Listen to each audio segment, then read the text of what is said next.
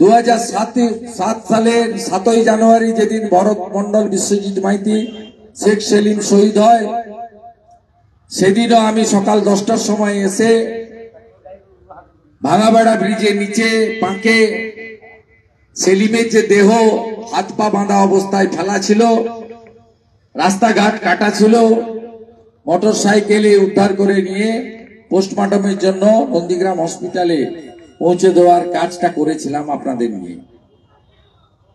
তাই আমার প্রত্যক্ষ অভিজ্ঞতা আছে। 2007-এর 14ই মার্চ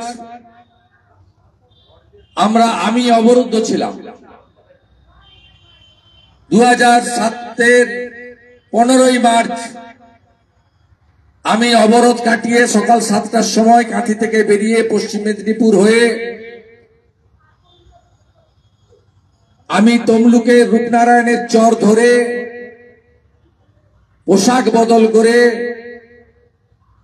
তেরোপেখিয়া ঘাট পেরিয়ে ট্রেকারে করে নন্দীগ্রামে এসেছিলাম এবং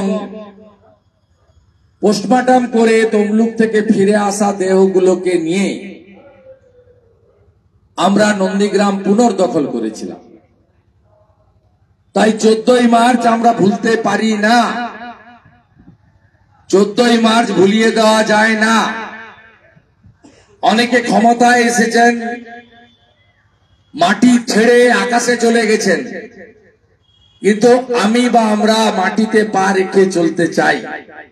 অতীত যদি কেউ ভুলে যায় তার ভবিষ্যৎ ভালো হতে পারে না, এটা পৃথিবীতে বারে বারেই প্রমাণিত হয়েছে। 14ই মার্চ কি হয়েছিল? তৎকালীন শাসকের পুলিশ সঙ্গে চপ্পল পরা বাছাই করা ক্যাডার বাহিনী, তারা একযোগে তেখালি ব্রিজ থেকে অধিকারী পল্লীতে, যেখানে প্রতিরোধ গড়ে তুলেছিল মায়েরা বোনেরা, কৃষকরা আক্রমণ করেছিল। একই ভাগে ভাঙাবেড়াতে আক্রমণ করা হয়েছিল। আপনারা শান্তিপূর্ণভাবে রাধা মাধবের মূর্তি নিয়ে কীর্তন করছিলেন, অন্য ধর্মের লোকেরা প্রার্থনা করছিল, একসঙ্গে প্রতিরোধের প্রাচীর গড়ে তুলেছিলেন। এখানে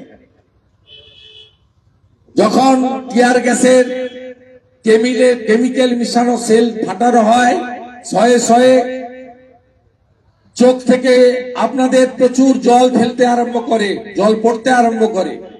আপনারা যখন পালিয়ে যাচ্ছেন, পিছন থেকে গুলি করা হয়েছে।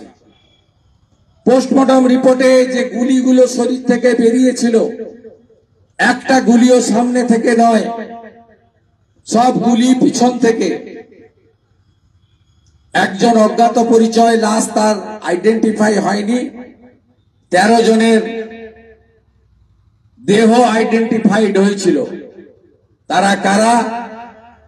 তারা হলেন সুপ্রিয়া জানা, বাসন্তী কর, রতন দাস, গোবিন্দ দাস, জয়দেব দাস, পঞ্চানন দাস, প্রলয়গিরি, রাখালগিরি, উত্তম পাল, সুব্রত সামন্ত, ইন্দাদুল, ইমাদুল। তাদের দেহ চিহ্নিত করা গেছিল। পরবর্তীকালে শহীদের তালিকা আরো লম্বা হয়েছে। রবীন দাস মারা গেছে, খুন হয়েছেন। হরেন প্রামাণিকের দেহ খুঁজে পাওয়া গেছে।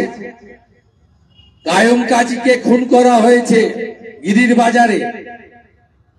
শ্যামলী মান্না, শেখ রবিউল খুন হয়েছেন 10ই নভেম্বর। 10ই নভেম্বর 11 জনকে হাত মোড়া করে খেজুরিতে নিয়ে গিয়ে জ্যান্ত মানুষকে কুচি কুচি করে কেটে প্লাস্টিকের প্যাকেটে ভরে সাগরের নিয়ে গিয়ে মাছ সাগরে ফেলা হয়েছে।